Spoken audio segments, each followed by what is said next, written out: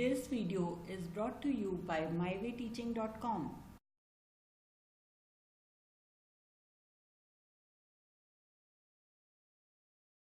So we already know what is a vector, isn't it? It is a quantity which is having both magnitude and direction. So in this particular part, let us see what is the product of two vectors. Okay, what it gives when we multiply two products. We already know the scalar product, right? A dot B is equal to AB cos theta. That is also an important physical quantity. Now we are dealing with vectors. Okay, definition of vector product. A vector product of two vectors A and B is a vector C. Okay, the vector product of two vectors yields another vector. That vector name is given by C. So the first point is magnitude of this C is that is equal to AB sine theta. Okay, that is the vector product of two vectors AB gives the vector C whose magnitude is equal to AB sine theta, where A and B are the magnitudes of vectors A and vector B, and theta is the angle between the two vectors. Okay, that is the first point. And the second point is C is perpendicular to the plane.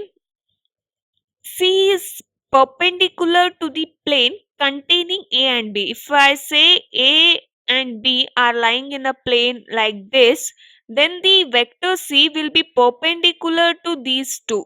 Okay, it lies like this. Okay, perpendicular to vector A and B. That is the second point. And the third point is if we take a right angled, right handed screw with its head lying in the plane of A and B and the screw perpendicular to this plane. Okay, right handed, the screw with its head lying in the plane, okay, lying in the plane of A and B and the screw perpendicular to this plane. And if we turn the head in the direction from A to B, the tip of the screw advances in the direction of C. So we can see that example here. Okay, so here we have considered two, as I just told you before. A and B are the two vectors. The vector C lies perpendicular to the vectors A and B. Okay, alternatively, if one curls up the fingers, you just hold the fingers, curl up the fingers of the right hand around a line perpendicular to the plane of the vectors A and B. So then that curled fingers, no, they represent the vector A and B plane, and the finger, okay, the stretched thumb will be there, no, that will be perpendicular to these curled fingers, and that represents the vector C's direction. Okay, these two are the simple rules, and one more simple version of the right hand rule is you just open your right hand palm and curl the fingers from A to B. Your stretched thumb points in the direction of C. Okay, this one, that is the curl finger rule. You can see that in this figure also. So it should be remembered that there are two angles between any two vectors A and B, isn't it? So we call that as theta, that angle between the two vectors. While applying either of these two rules, right? One is screw rule and one more is this one, rule of the right hand. Rule of the right handed screw and rule of the right hand. While applying these two rules, we should, we should think, we should, the rotation what should be taken through the smaller angle, that is which is less than 180-degree, okay, between A and B, and that we call as theta. That smaller angle only we call that angle as theta. Because of the cross used to denote the vector product, it is also referred as cross product. Okay, see, the scalar product of two vectors is commutative. A dot B is equal to B dot A. Whereas the vector product is not commutative because A cross B is not equal to B cross A. The magnitude of both A cross B as well as B cross A is same. That is given by AB sine theta only. Magnitude of this A cross B as well as this B cross A is AB sine theta. Both of them are perpendicular to the plane of A and B, but the rotation of the right-handed screw in case of A cross B is from A to B, whereas in case of B cross A is from B to A. So this means that the two vectors are in opposite directions. So in vector, not only the magnitude that counts, direction also counts, isn't it? So we cannot say A cross B is equal to B cross A. Instead, it is A cross B is equal to minus of B cross A. Because direction plays a very important role when we consider vector quantity, isn't it? See, another interesting property of a vector product is its behavior under reflection. Under reflection, we have x gives minus a under reflection. Okay, and y it gives minus y, and z it gives minus z under reflection.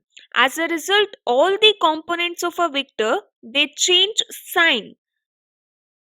Thus, a becomes minus a under reflection, b becomes minus b under reflection.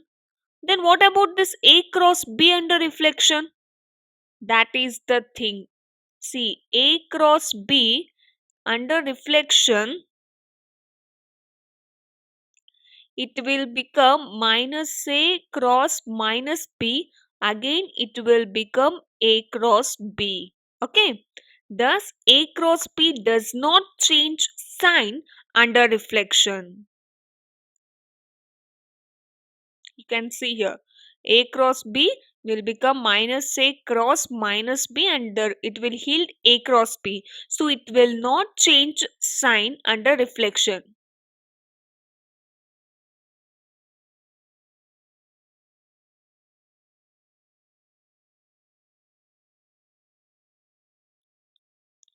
Okay.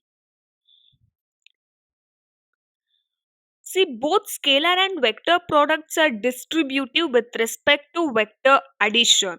See, this vector product is also distributive,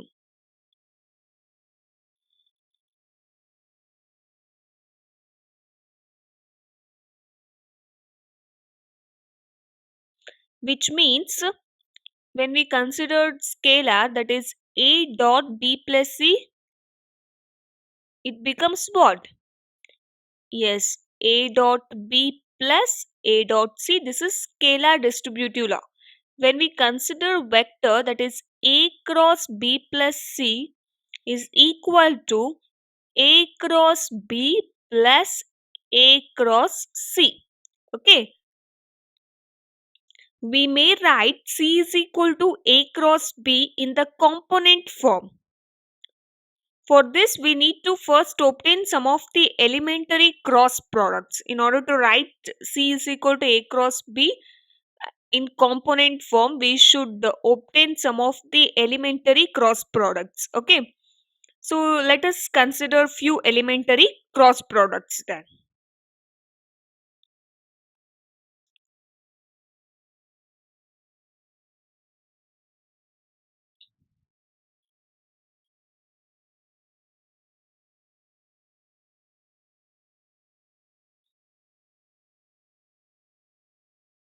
Okay, elementary cross products.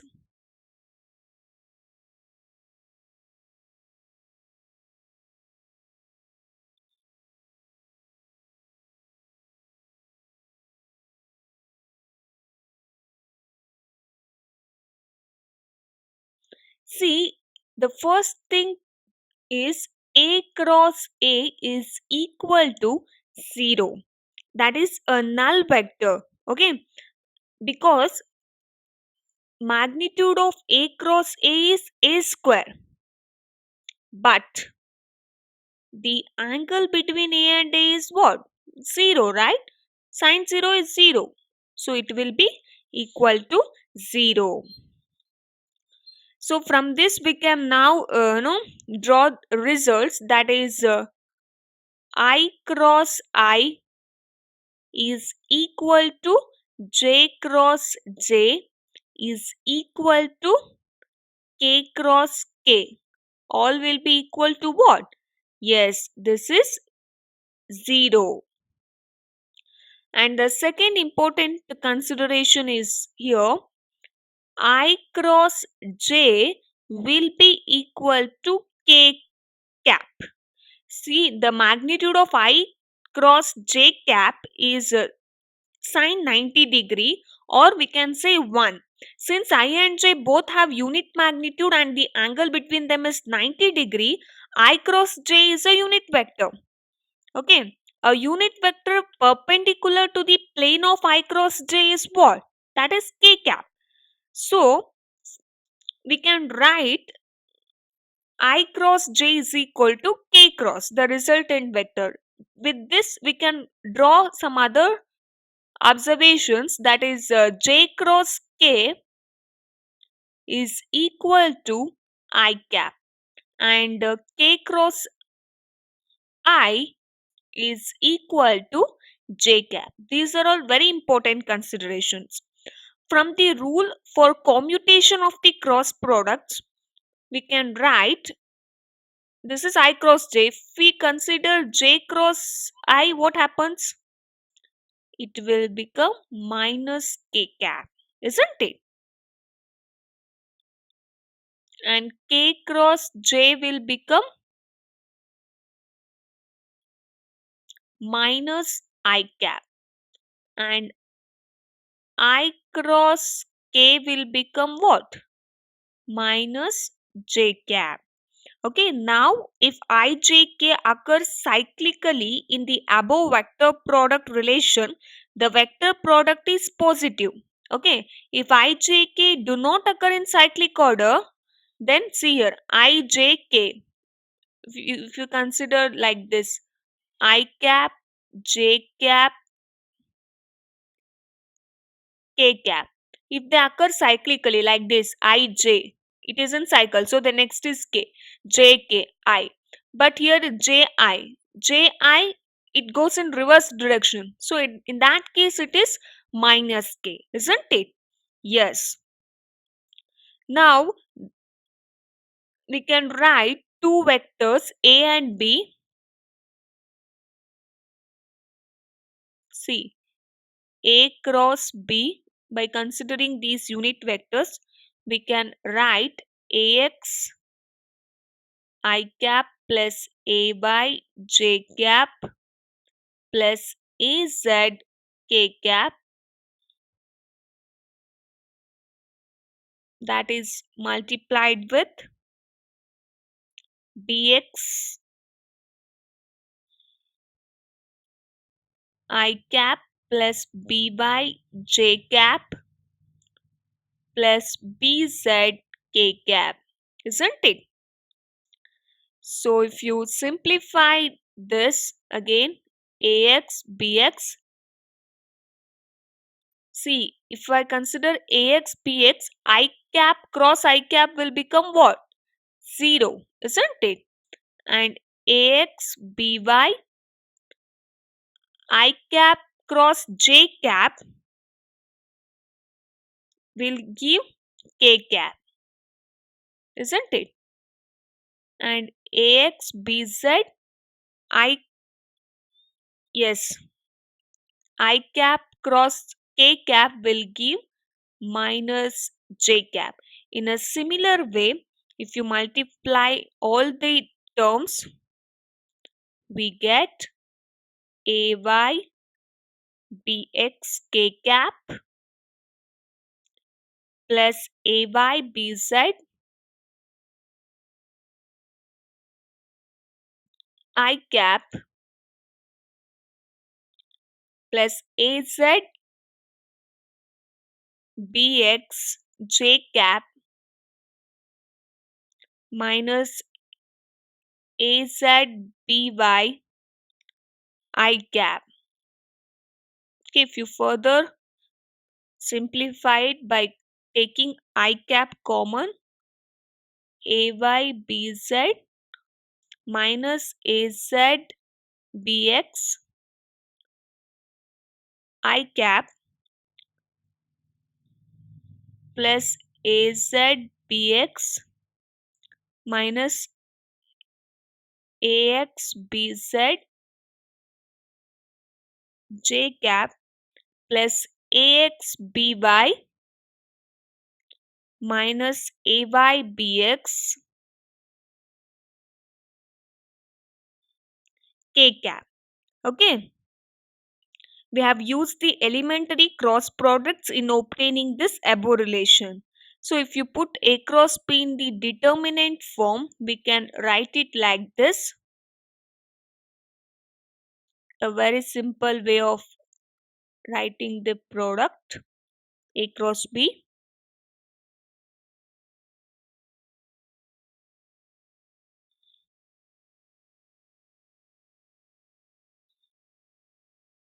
This is the determinant form. Okay. Now let us consider a simple problem. Find the scalar and vector products of two vectors. A is equal to 3 I cap minus 4 j cap plus 5 k cap, and B is equal to minus 2 I cap plus j cap minus 3k cap. This is the question. So here find the scalar and vector product of these two. So first let us find the scalar product, that is A dot B is given by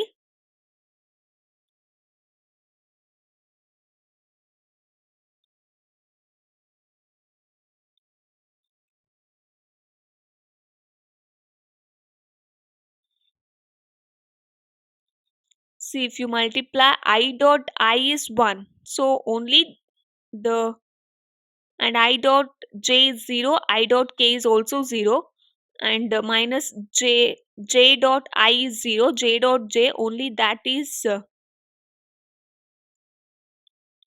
1. Similarly 5 and 3 will be added, so result is minus 25. This is scalar product, isn't it?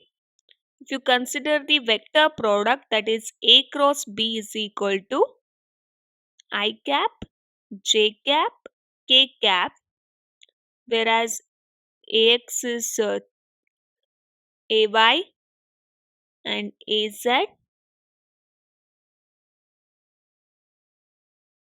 So if you simplify this, I cap minus 4 into 3, minus 3 that is 12, minus 5 into 1 that is y, minus j cap that is minus 9 plus 10 plus k cap that will be equal to 3 minus 8.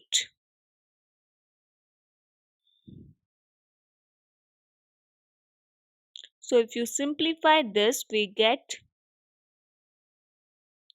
the value as 7 I cap minus j cap minus 5 cap, that is A cross B.